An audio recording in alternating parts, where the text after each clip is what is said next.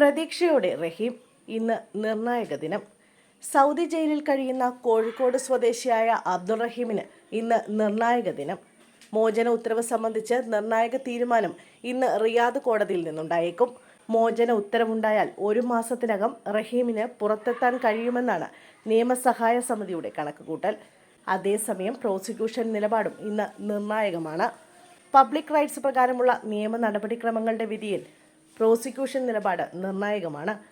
റഹീമിനെതിരായ കണ്ടെത്തലുകൾ, കുറ്റപത്രം, കേസിന്റെ ഗൗരവം എന്നിവ പരിഗണിച്ചാകും വിധി. റഹീമിന്റെ ജയിൽവാസം ഇതിനോടകം 18 വർഷം കഴിഞ്ഞതിനാൽ പബ്ലിക് റൈറ്റ്സ് പ്രകാരമുള്ള കണ്ടെത്തൽ എതിരായാലും അത് ശിക്ഷാ കാലയളവ് വല്ലാതെ നീളാൻ ഇടയാകില്ല എന്നാണ് പ്രതീക്ഷ. ഇതോടൊപ്പം തന്നെ മോചന ഉത്തരവും ഇറങ്ങുമെന്നാണ് പ്രതീക്ഷിക്കുന്നത്. മോചന ഉത്തരവുണ്ടായാലും നിയമ നടപടിക്രമങ്ങൾ ബാക്കിയുണ്ട്. വിധിപ്പകർപ്പ് എംബസി ഉൾപ്പെടെ ബന്ധപ്പെട്ട കക്ഷികൾക്കയച്ച് റഹീമിനെ ഡീപ്പോർട്ട് ചെയ്യുക.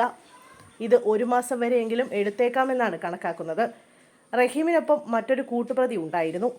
ഇതേക്കുറിച്ചുള്ള ചോദ്യം കോടതി ഉയർത്തിയാൽ അത് പ്രതിസന്ധിയാകുമോ എന്നൊരു സംശയം നിലനിൽക്കുന്നുണ്ട്. എന്നാൽ കേസ് ഫയൽ രണ്ടാക്കിയതിനാൽ ഇതിൽ പ്രതിസന്ധിയില്ല എന്നാണ് വിശദീകരണം. റഹീമിനായി കോടതിയിൽ പവർ ഓഫ് അറ്റോർണി കടതിയിൽ സിദ്ദിഖ് തൂവരും എംബസി ഉദ്യോഗസ്ഥൻ യൂസഫ് കക്കാഞ്ചേരിയും അഭിഭാഷകൻ ഒസാമ അബറും ഹാജരാകും.